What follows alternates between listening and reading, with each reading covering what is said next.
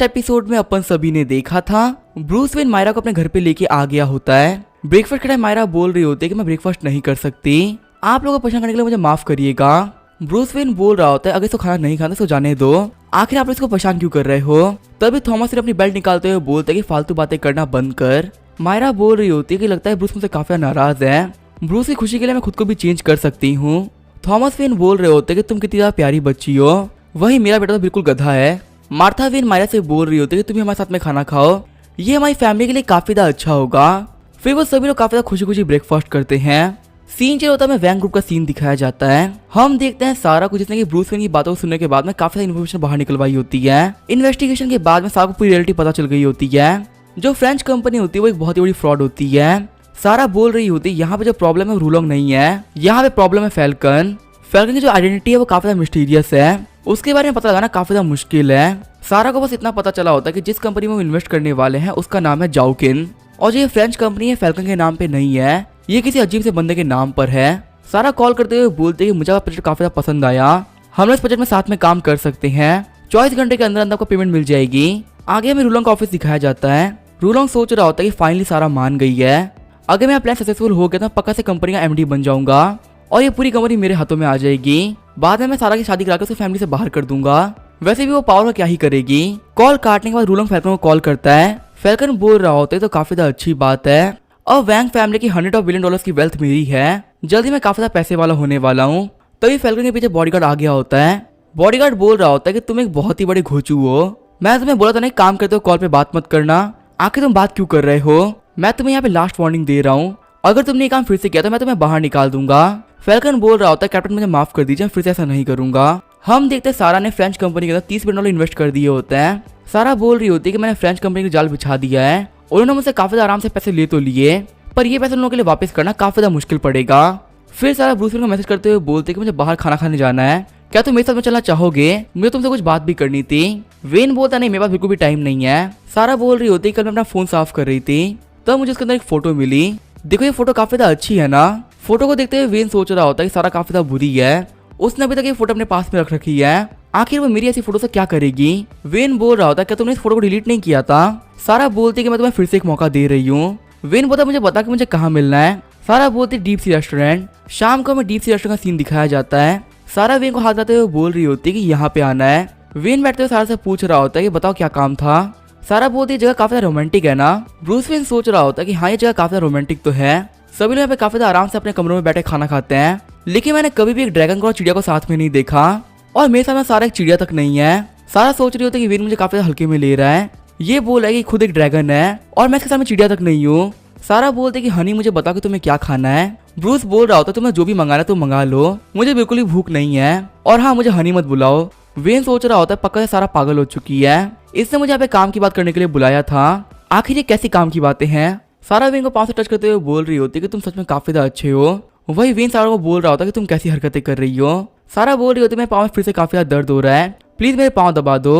When सोच रहा होता है कि मुझे फिर से वही काम करने के लिए बोल रही है, अगर मुझे पता होता कि यहाँ पे कुछ ऐसा होने वाला तो मैं कभी भी यहाँ पे नहीं आता। वेन बोल रहा होता कि मैं यहाँ पे कुछ भी नहीं कर सकता, ये बोलते वो सारा के पाँव दबाने लगता है। वही सारा बोल रही होती है कि तुम होटल बैठे किसी का पाँव दबा रहे हो, तुम तो एक बहुत ही बड़ा ठरकी निकले।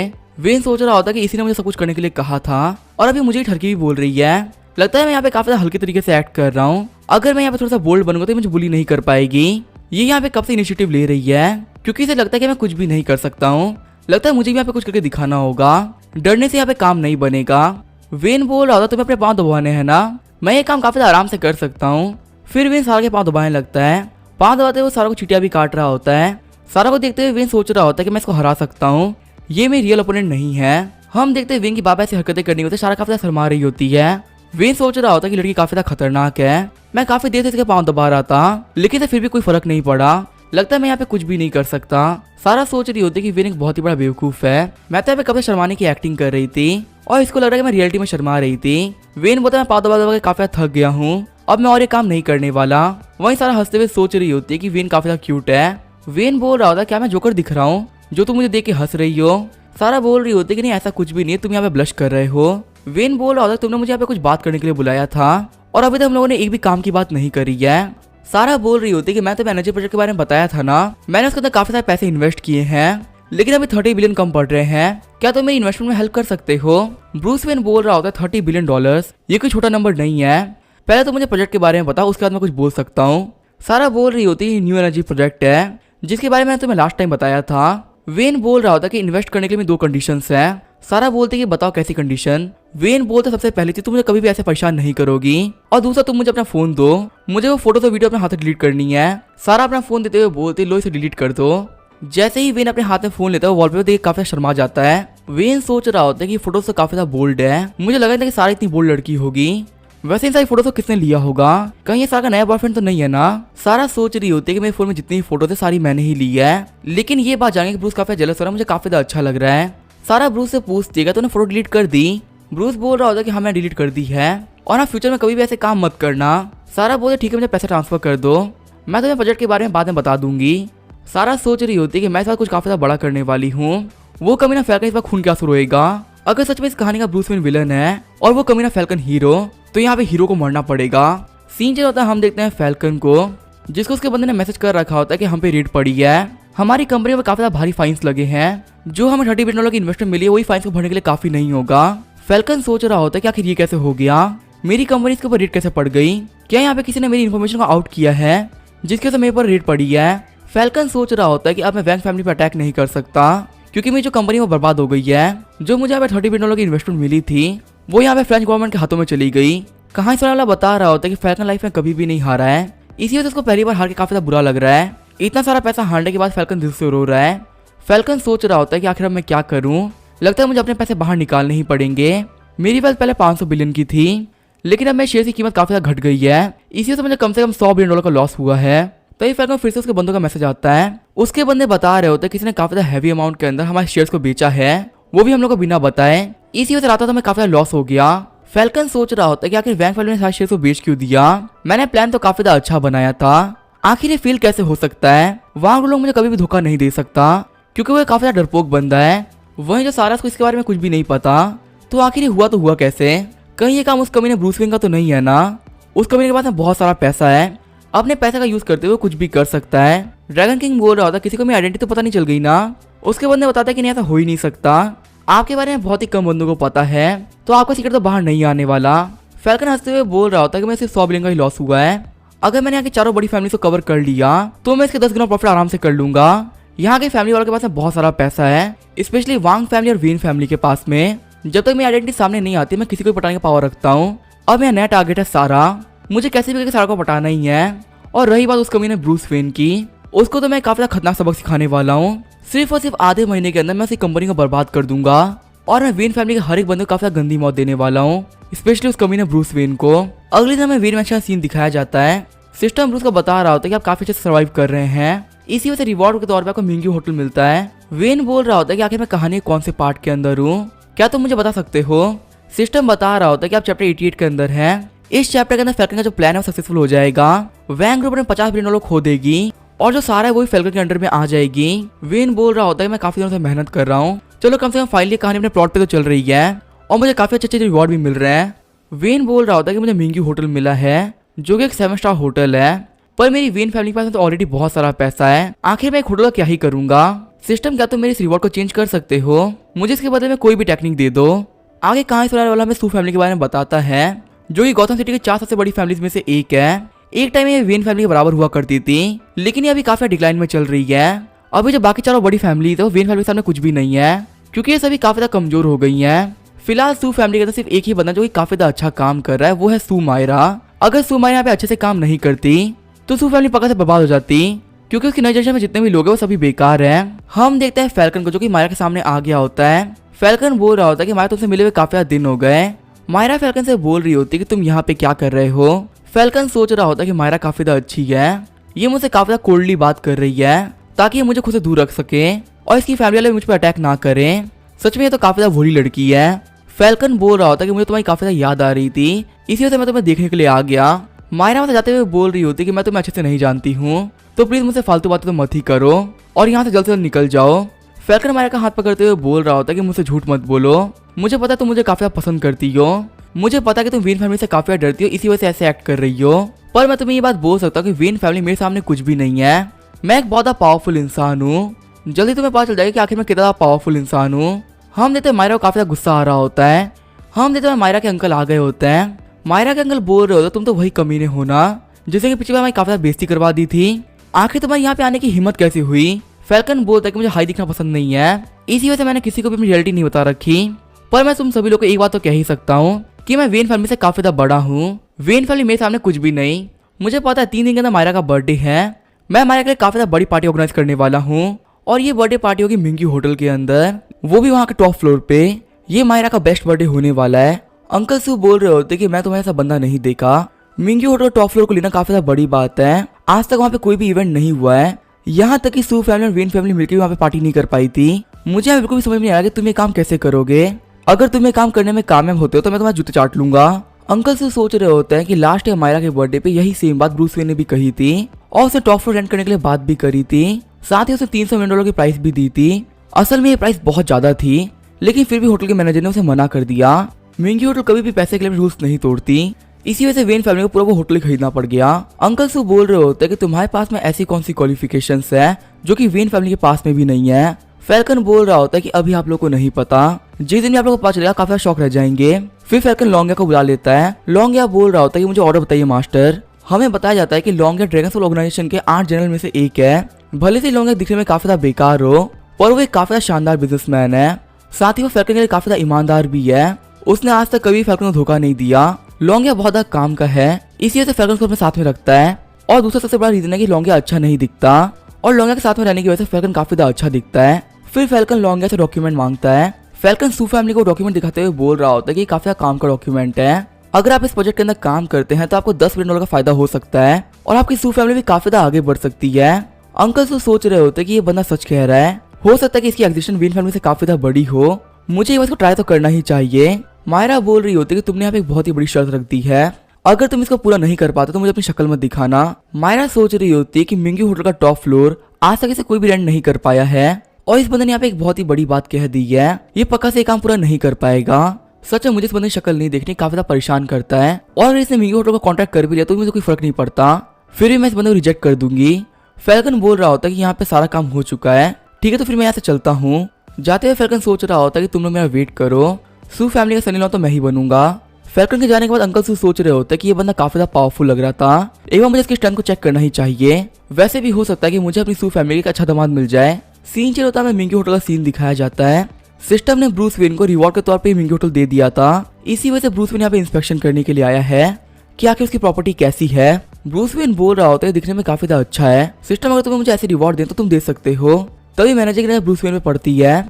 मैनेजर बोल रहा होता है मास्टर वेन आप यहाँ। ब्रूस वेन बोल रहा होता है तुम काफी ज्यादा पोलाइट हो रहे हो, लास्ट टाइम तो इतने पोलाइट नहीं थे। मैनेजर बैंक बोल रहे होते हैं कि एक बार आके अपना होटल देख लीजिए। सबसे पहले वो ब्रूस वेन को मेन हॉल में लेके जाते हैं। ब्रूस बोल रहा होता है दिखने में काफी ज्यादा शानदार है। फिर वो लोग गार्डन एरिया में जाते हैं। ब्रूस बोल रहा होता है कि ये तो मेरे घर से भी ज्यादा अच्छा है। आगे वो लोग अपने ऑफिस के अंदर आ गए होते हैं। मैनेजर बैंक ब्रूस वेन को बता रहे होते हैं कि यहाँ पे लॉन्ग चेन ग्रुप के बंदे आए थे। वो लोग कह रहे थे कि उनको टॉप फ्लोर बुक करना है, वो भी शायद से किसी बर्थडे पार्टी के लिए। हमें तो ब्रूस काफी शौक रह गया होता है। ब्रूस सोच रहा होता है कि ये सब चैप्टर 95 में हुआ था, मतलब मैं 95 चैप्टर तक पहुंच चुका हूँ। इस चैप्टर के हिसाब से तो फैल्कन है वो अपनी स्ट्रेंथ को शो करना स्टार्ट कर देगा। सबसे पहले जो वो काम करेगा वो होगा मायरा की बर्थडे पार्टी को होस्ट करवाना, वो भी मिंगी होटल के टॉप फ्लोर पे। एक शानदार बर्थडे पार्टी की वजह से मायरा से काफी ज्यादा इंप्रेस हो जाएगी। फिर वो धीरे धीरे करके पूरी सू फैमिली को अपने अंडर में कर लेगा। जो मायरा होगी वो भी उसके प्यार में गिर चुकी होगी और सू फैमिली के अंडर में आने के बाद में वो काफी स्ट्रॉन्ग बन जाएगा। वो बिल्कुल ही वेन फैमिली के बराबर स्ट्रॉन्ग बन जाएगा। फिर स्टार्ट होगी वेन फैमिली की बर्बादी। वेन सोच रहा होता है सिस्टम तुम एक बहुत ही बड़े कमीने हो, तुम मेरे साथ में चीटिंग कर रहे हो। मुझे लगता है जो सिस्टम है काफी ज्यादा अच्छा है, इसने मुझे पूरा मिंगी होटल ही दे दिया, लेकिन इसने यहाँ पे सब कुछ मेरे को मरवाने के लिए किया था। आखिर मैं इस कमीने फैल्कन से कैसे डील करूंगा। वैसे देखा यहाँ पे सब कुछ स्टार्ट होगा फैल्कन को टॉप फ्लोर मिलने से। सू फैमिली की हेल्थ से जो लॉन्ग चेन ग्रुप है काफी ज्यादा पावरफुल हो जाएगी और फिर मेरी वेन फैमिली को काफी ज्यादा परेशान करा करेगी। अगर मैं इसको टॉप फ्लोर दिया तो भी दिक्कत है और अगर मैंने इसको टॉप फ्लोर नहीं दिया तो भी काफी बड़ी दिक्कत है। फैल्कन एक बहुत ही बड़ा कमीना है, वो अपने फायदे के लिए किसी को मरवा भी सकता है। अगर मुझे बिना कुछ करे ही मरना है तो मुझे करके मरना चाहिए। वेन सोच रहा होता है कि आखिर मुझे क्या करना चाहिए, मैं सारा खतरा अपने ऊपर तो नहीं ले सकता ना।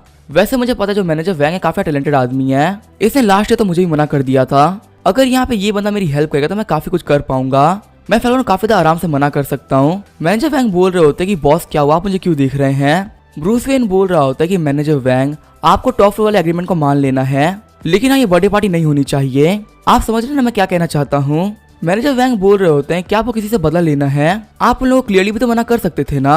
वेन बोल रहा होता है कि आप मेरी बात समझिए, मुझे यहाँ पे किसी को सबक सिखाना है। मैनेजर वैंग सोच रहे होते हैं कि पता नहीं यहाँ पे क्या चल रहा है, चलो जो भी मैं जाके कस्टमर से मिलता हूँ। हम जैसे मिस्टर वैंग लॉन्गिया से मिलने के लिए आगे होते हैं। मैनेजर वैंग बोल रहे होते हैं कि मेरा नाम है वैंग डेफा और मैं इस पूरी जगह का इंचार्ज हूँ। लॉन्गिया बोल रहा होता है कि मेरा नाम है लॉन्गिया और मैं लॉन्गचेन ग्रुप का एमडी हूँ। मेरे जो बॉस है सुमायरा काफी ज्यादा पसंद है, इसी वजह से आपके टॉप फ्लोर पे सुमायरा की बर्थडे पार्टी होस्ट करना चाहते हैं। मैनेजर वैंग सोच रहे होते हैं क्या सुमायरा, ये तो मिस्टर वेन की फियांसे है ना, ये लोग यहाँ पे किसी और की फियांसे को चुराना चाहते हैं। अब मुझे समझ में आया कि मिस्टर वेन ये सब क्यों कर रहे थे, उनको इन कमीनों से बदला लेना है। चलो कोई बात नहीं, मिस्टर वेन ने एक काम काफी अच्छे इंसान को दिया है, मैं इन लोगों को एक ऐसा सबक सिखाऊंगा जो कि लाइफ टाइम याद रखेंगे। लॉन्ग चेन ग्रुप के लिए ये बर्थडे पार्टी एक बुरा सपना बनने वाला है। मैनेजर वैंग बोल रहे होते हैं कि लॉन्ग चेन ग्रुप का जो बिजनेस है वो काफी ज्यादा बड़ा है और हमारे होटल का आप लोगों से फ्रेंडशिप करनी है, इसी वजह से हम आप लोगों को टॉप फ्लोर बिना किसी पैसे के दे देंगे। आप लोग पे काफी आराम से बर्थडे पार्टी कर सकते हैं, आपको कोई फीस देने की कोई जरूरत नहीं। लॉन्गिया बोल रहा होता है कि सच में आप लोग काफी अच्छे लोग हैं, मैं आपके होटल की फ्रेंडशिप को एक्सेप्ट करता हूँ। लॉन्गिया मैनेजर बैंक को एक कागज देते हुए बोलता है कि ऐसे इसको डिजाइन करवाना है। मैनेजर बैंक सोच रहे होते हैं कि डिजाइन काफी रोमांटिक है, लगता है इनको इन्होंने बर्थडे पार्टी के लिए काफी प्रिपरेशन कर रखी थी, लेकिन ये पूरी प्रिपरेशन खराब होने वाली है। सच में इन लोगों को काफी अच्छा सबक सिखाने वाला हूँ। सीन चेंज होता है, हम देखते हैं ब्रूस वेन को, जिसको सिस्टम बोल रहा होता है कि आप काफी ज्यादा जिद्दी हैं, हम आपको यहाँ पे एक स्पेशल रिवॉर्ड दे रहे हैं, ये होगी मार्शल आर्ट कुंफू। वेन बोल रहा होता है कि आखिर एक ऐसी मार्शल आर्ट है, सिस्टम बता रहा होता है कि इमॉर्टल सब एग्जिस्ट नहीं करते हैं, उनके बाद सबसे ज्यादा पावरफुल एग्जिस्टेंस होती है, वो होती है गुवू, और हमने आपको गुवू की मार्शल आर्ट टेक्निक्स दी है। ये काफी ज्यादा पावरफुल टेक्निक्स हैं, इसको लगातार यूज करने से आपकी बॉडी काफी ज्यादा पावरफुल हो जाएगी और आप सिर्फ एक हिट के साथ दीवार भी तोड़ पाएंगे। वेन हंसते हुए बोल रहा होता है तो काफी ज्यादा कमाल की बात है। फिर वेन बोला सबसे बेकार बात तो ये है कि मैं इस टेक्निक को सिर्फ एक ही बार यूज कर सकता हूँ, एक बार यूज करने में मुझे क्या ही मिलेगा। वेन सिस्टम से बोल रहा होता है कि मुझे इस टेक्निक को प्रैक्टिस नहीं करना, लेकिन मैं इसको एक बार परफेक्टली यूज करवाऊं, क्या ये चलेगा। हम जैसे सिस्टम में कुछ भी समझ में नहीं आ रहा होता। वेन बोल रहा होता है कि मैं किसी मार्शल आर्ट टेक्निक से फैल्कन को नहीं मार सकता, वो कमीना काफी ज्यादा स्ट्रॉन्ग है, इसी से मैं तुमसे ये टेक्निक एक बार के लिए मांग रहा हूँ। फिर खुश होते हुए बोलता है तुम्हें मुझे टेक्निक नहीं दी तो मत दो, वैसे भी जल्दी मायरा का बर्थडे पार्टी होने वाली है, वहाँ पे कहानी का एक बहुत ही बड़ा प्लॉट खुलने वाला है, पक्का से मुझे उस दिन भी काफी ज्यादा अच्छे रिवॉर्ड्स मिलेंगे। वही महंगी होटल का टॉप फ्लोर बिक गया है। ये बात सुन सभी लोग काफी शॉक रह गए होते हैं, पूरे गौतम सिटी के अंदर ये बात फैल गई होती है। सभी लोग बोल रहे होते हैं कि इस जगह को ब्रूस वेन भी हासिल नहीं कर पाया, आखिर ये लॉन्गचेन ग्रुप का बंदा कौन है जिसके पास में ब्रूस वेन से भी ज्यादा पावर और पैसा है। सीन जो होता है सू फैमिली का सीन दिखाया जाता है। लॉन्गिया में सू से बोल रहा होता है कि पार्टी का टाइम हो चुका है, प्लीज आप अपनी बर्थडे पार्टी के लिए तैयार हो जाइए। मायरा सोच रही होती है कि आखिर कैसे पॉसिबल हो सकता है, इस बंदे ने सच में टॉप फ्लोर को बुक कर लिया है, लेकिन चाहे ये बंदा कुछ भी कर ले मेरा आंसर सेम ही रहेगा, मुझे कभी भी ये बंदा पसंद नहीं आने वाला। मायरा बोलते ठीक है तुम चलो मैं आ रही हूँ। तभी वहाँ पे अंकल से आते हुए बोलते कि मायरा तुम सच में जा रही हो, ये तुम्हारे और ब्रूस वेन के रिश्ते के लिए अच्छा नहीं रहेगा। लॉन्गिया सोच रहा होता है कि आखिर ये कमीना ब्रूस वेन है कौन, मैं जहाँ भी जाना से उसी का नाम चल रहा है, अगर मुझे बॉस एक बार कह देंगे तो मैं इस कमीने को मार डालूंगा। मायरा बोल रही होती है कि अंकल कोई बात नहीं, मैं वहाँ पे जा रही हूँ, मुझे देखना कि आखिर उस बंदे ने क्या क्या अरेंजमेंट करी है, और वैसे भी वहाँ पे कोई प्रॉब्लम होगी तो मैं उसे सॉल्व कर दूंगी। ये बोलते हुए मायरा वहाँ से निकल जाती है। वही हम देखते हैं फैल्कन ने काफी अच्छी प्रिपरेशन कराई होती है, मायरा की बर्थडे पार्टी के लिए वो काफी अच्छा सूट पहन खड़ा होता है। फैल्कन सोच रहा होता है कि आज मायरा मेरी होने वाली है, सच में आज काफी ज्यादा मजा आएगा। तभी वहाँ पे मायरा जाती है, मायरा को देख के फैल्कन काफी ज्यादा खुश हो गया होता है। फैल्कन बोल रहा होता है मैंने कहा था ना कि मैं करके दिखाऊंगा, देखो मैंने फ्लोर बुक कर ही लिया। मायरा बोल रही होती है कि फैल्कन तुम कौन है मुझे नहीं पता, पर मुझे तुम्हें एक बात काफी ज्यादा क्लियरली बतानी है। फैल्कन सोच रहा होता है कि मुझे पता तुम क्या बोलने वाली हो, वैसे मेरे पास तुम्हारे लिए काफी ज्यादा अच्छा गिफ्ट है।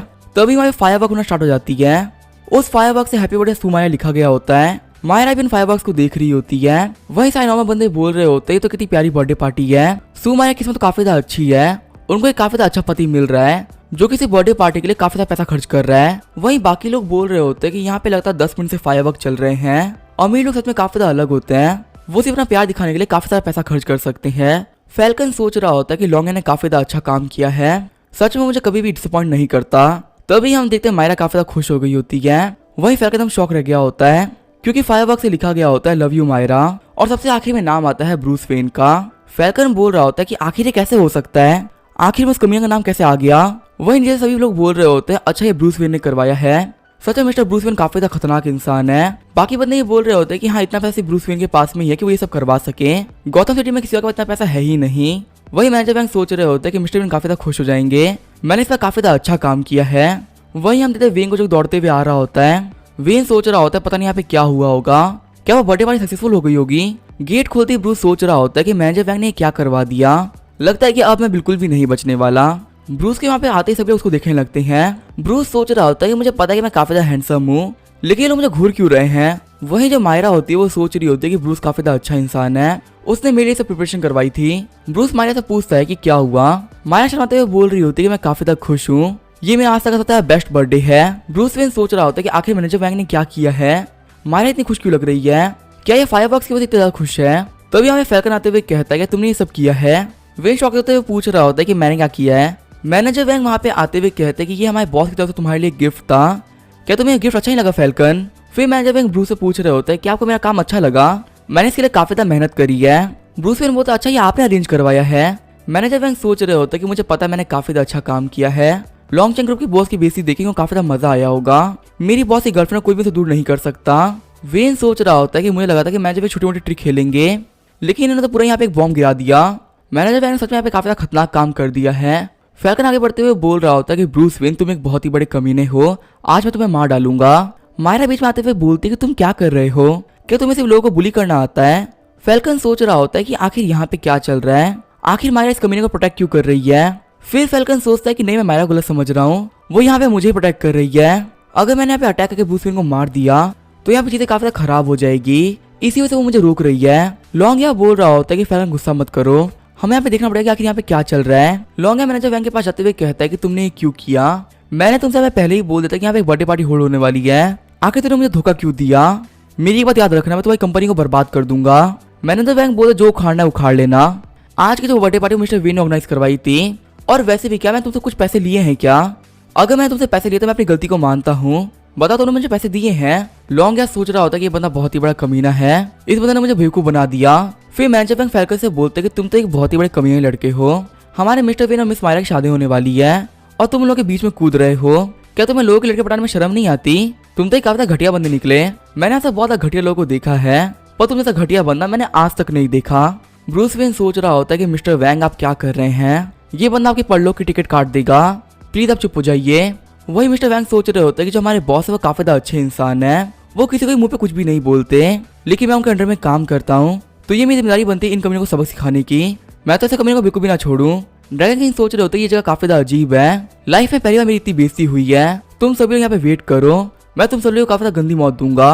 फिर फैल्कन को शांत करते हुए बोलता है कि मैं कुछ भी नहीं कर सकता, वरना मैं जितने भी प्लान है सारे खराब हो जाएंगे, मेरी आइडेंटिटी के बारे में किसी को पता नहीं चलना चाहिए, वैसे ही हमारा जल्दी पता चलने वाला है कि आखिर उसके सही कौन है। फिर लॉन्ग और फैल्कन वहां से चले जाते हैं। मिस्टर वैंग सोच रहे होते हैं कि मैंने इन कमीनों को काफी अच्छा सबक सिखाया, मिस्टर वेन बिल्कुल भी टेंशन मत लीजिए, मैं आपके लिए खड़ा हूँ। फिर मैंने सभी लोगों से बोलते हैं कि बेकार लोग यहाँ से जा चुके हैं, अब वक्त आ चुका है पार्टी को एंजॉय करने का। फिर मैंने केक काटते हुए बोलते कि आज मैं सबसे ज्यादा अच्छा बर्थडे है, इस दिन को मैं हमेशा याद रखूंगी। ब्रूस में डरते हुए बोल रहा होता है अगर तुम खुश हो तो मैं भी खुश हूँ। मायरा बोलते क्या तुम बता सकते कि मैंने क्या विश मांगी होगी। वेन बोलता कि नहीं मुझे नहीं पता। मायरा वेन को पास में बुलाते हुए बोलते कि मेरे पास पे मुझे तुम्हें बताना है, मैं ये सब लोग को नहीं बताने वाली। ये बोलते हुए वेन को किस कर लेती है। वेन सोच रहा होता है कि मैं काफी ज्यादा केयरलेस हो गया था, इसी से मैं डॉज नहीं कर पाया। मिस्टर वैंग खुश होते हुए बोल रहे होते हैं कि मैंने बॉस की हेल्प करी और वो लड़की बताने में कामयाब रहे, सच में मैंने काफी ज्यादा अच्छा काम किया है। फिर मिस्टर वैंग वेन के पास में आते हुए बोलते हैं कि आप मेरे काम से खुश हैं। वेन बोलता है हाँ मैं बहुत ज्यादा खुश हूँ, वैसे मैनेजर वैंग मुझे आपको कुछ बताना था, मैंने देखा कि आप काम करने में काफी ज्यादा अच्छे हैं और आपका टेंट यहाँ पे रहकर बेकार हो रहा है, इसी वजह से मेरी फैमिली ने साइबेरिया में एक नया बिजनेस खोला है, मैं आपको वहाँ का रीजन डायरेक्टर बना रहा हूँ, आपकी जो सैलरी है वो यहाँ से ट्रिपल हो गई होगी और आपको वहाँ पे रहने के लिए काफी ज्यादा अच्छी जगह दी जाएगी। मैनेजर वैंग बोल रहे होते हैं कि मैंने आपके लिए थोड़ा बहुत काम किया और आपने मुझे इतना बड़ा गिफ्ट दे दिया, आप काफी ज्यादा अच्छे इंसान है। मैनेजर वैंग रोते हुए सोच भी रहे होते हैं कि ब्रूस वेन काफी ज्यादा अच्छे हैं, इनके लिए मैं ऐसे काम करते रहूंगा। ब्रूस वेन बोल रहा होता है कि नहीं आपने सच में काफी ज्यादा अच्छा काम किया है, आप ये ऑनर डिजर्व करते हैं, आखिर मैं अपने शानदार बंदे को बेकार से ट्रीट कैसे कर सकता हूँ। मैं तो बोल रहा हूँ कि आप यहाँ पे एक नया मैनेजर बना दीजिए और उसके बाद में कल ही यहाँ से चले जाइए। ठीक है फिर मैं आपसे बाद में मिलता हूँ, मैं ऐसे जा रहा हूँ। वेन सोच रहा होता है कि मैनेजर वैंग की जान पे काफी ज्यादा खतरा है, इनको बचाने के लिए मैं साइबेरिया भेजना ही पड़ेगा, अगर फिर से किसी ने ऐसी हरकत की तो मैं उसको सीरिया भेज दूंगा।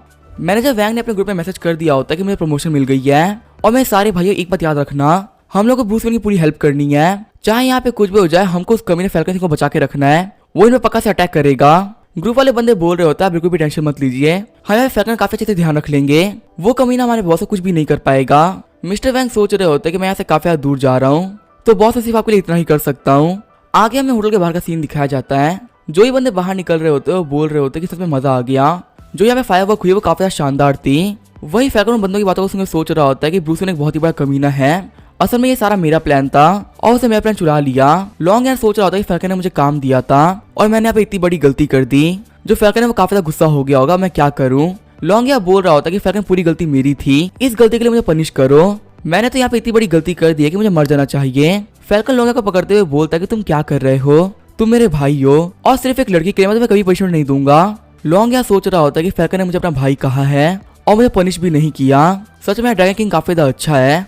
फैल्कन बोल रहा होता है आज जो भी कुछ हुआ मुझे ऐसे नहीं छोड़ सकते, हमें यहाँ पे बहुत बड़ा एक्शन लेना पड़ेगा। थोड़ी देर बाद हम देखते हैं फैल्कन अपने घर पे आ गया होता है। फैल्कन बोल रहा होता है कि मुझे अपना रिवेंज लेना है, जाओ और जाकर इस मैनेजर बैंक को मरवा दो और हाँ उसकी पूरी फैमिली को भी खत्म कर देना, उनमें से कोई भी बचना नहीं चाहिए और कैसे भी करके मिंगी होटल को बर्बाद कर दो क्योंकि मैं नहीं चाहता कि जहाँ पे मेरी बेइज्जती है वो जगह बचे। फैल्कन सोच रहा होता है कि आज मेरी बहुत ज्यादा बेइज्जती हुई है, इस बेइज्जती का बदला मैं लूंगा। लॉन्ग यहाँ बोल रहा होता है कि आखिर ब्रूस वेन क्या करना है। फैल्कन बोल रहा होता है कि उसकी टेंशन तुम मत लो, मैंने लिंग जून और चीन को उसके पास में भेज दिया है, वो तो काफी बदतर मौत मरेगा। लॉन्ग यहाँ सोच रहा होता है कि हमारे ड्रैगन सोल ऑर्गेनाइजेशन के अंदर 8 जनरल्स हैं और उसके अंदर चीन और लिंग हांग की जो रैंक है वो 4th और 3rd है। अगर ये दोनों मेरे कोई भी काम करे तो काम काफी ज्यादा अच्छा होगा, मुझे यहाँ पे टेंशन की कोई भी जरूरत नहीं है।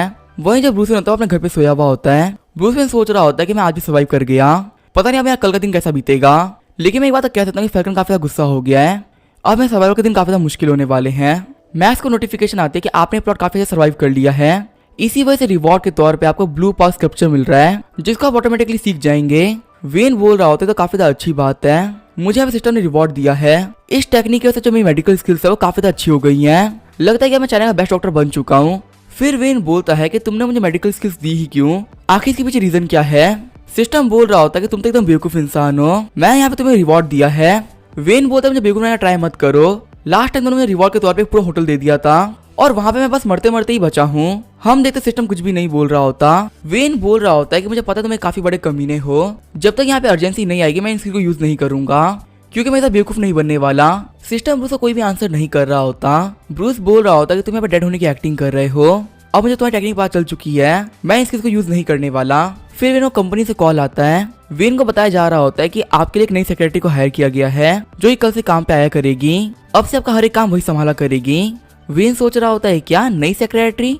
अगले दिन हम देखते हैं वेन अपने ऑफिस आ गया होता है, एक लड़की बोल रही होती है मिस्टर वेन इनसे मिलिए, ये है आपकी नई सेक्रेटरी चीन, इन्होंने अभी ट्रेनिंग को कंप्लीट कर लिया है और आज इनका काम का पहला दिन है। चीन बोल रही होती है कि मिस्टर वेन मुझे आपसे मिले काफी ज्यादा अच्छा लगा। वेन भी चीन से बोलता है कि तुम्हारा हमारी कंपनी में स्वागत है। वेन सोच रहा होता है कि ये लड़की दिखने में काफी ज्यादा अच्छी है और इसके बात करने का तरीका भी काफी ज्यादा अच्छा है, पता नहीं मुझे क्यों लगा कि इसमें कुछ गड़बड़ है। चीन सोच रही होती है क्या मैं हेलुसिनेट कर रही हूँ, आखिर मुझे ये आवाजें कहाँ से आ रही है। वेन चीन से बोल रहा होता है कि आज तुम्हारे काम का पहला दिन है, अगर तुम्हें कुछ भी पूछा तुम पूछ सकती हो, मैं अपने लोगों से काफी अच्छे तरीके से बिहेव करता हूँ, बिल्कुल भी नर्वस मत होना। दूसरी लड़की बोल रही होती है कि मैं चीन को आपके साथ छोड़ के जा रही हूँ, वैसे मिस्टर वेन मेरे घर पे डिनर पार्टी है, क्या वो डिनर पार्टी अटेंड करना चाहेंगे। वेन बोल रहा होता है मुझे माफ करना, मुझे कुछ काम था, पर हम लोग चीन के आने की खुशी में पक्का से पार्टी करेंगे। वेन सोच रहा होता है कि आखिर मुझे अपना काफी ज्यादा ध्यान रखना पड़ रहा है, मैं कहीं भी ऐसे ही नहीं जा सकता, क्या पता मैं घर पे जाऊँ डिनर करने के लिए और वहां पे मुझे फैल्कन के बंदे मार डाले, मैं यहाँ पे बिल्कुल भी रिस्क तो नहीं ले सकता।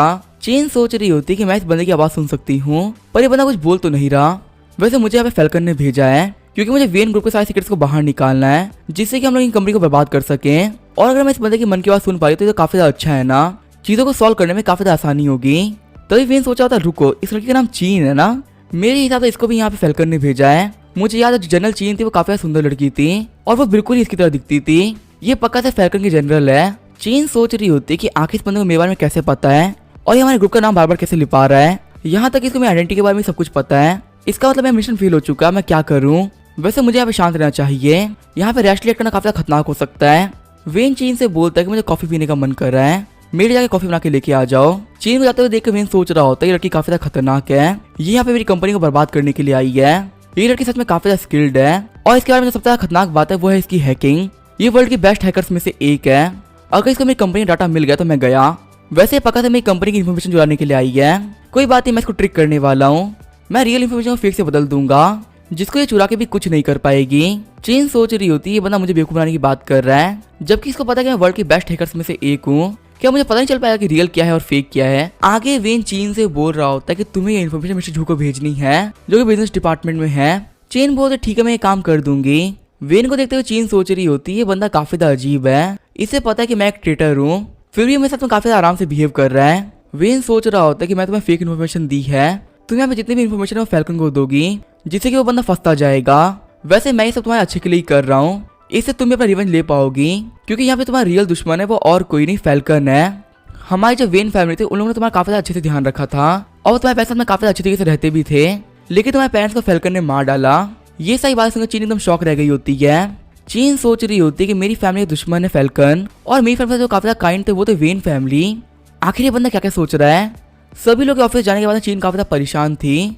वो सोच रही थी कि क्या सच है और क्या झूठ। चीन काफी टाइम से ड्रैगन सोल ऑर्गेनाइजेशन में रह रही है और फैल्कन के मास्टर ने उसे ट्रेन किया है, इसी से वो फैल्कन से काफी लॉयल रही है। चीन को हमेशा से लगता था कि वो एक ऑर्फन है और उसको उसकी फैमिली के बारे में कुछ भी नहीं पता था, लेकिन आज से पता चला कि उसकी फैमिली को वेन फैमिली जानती थी और वेन फैमिली उसकी फैमिली का काफी ध्यान भी रखा है। चीन सोच रही है कि अब वो क्या करे, क्योंकि वो फैल्कन को भी काफी ज्यादा मानती है, लेकिन उसको अपने पेरेंट्स से भी काफी ज्यादा प्यार है। चीन सोच रही होती कि मैंने तो गिव अप कर ही दिया था, लेकिन मैंने मिस्टर वेन के मुंह से अपने पेरेंट्स का जिक्र सुना। आखिर उसको मेरे पेरेंट्स के बारे में कितना पता होगा और क्या सच में फैल्कन मेरा दुश्मन है। आखिर वेन फैमिली के साथ मेरा रिश्ता क्या है।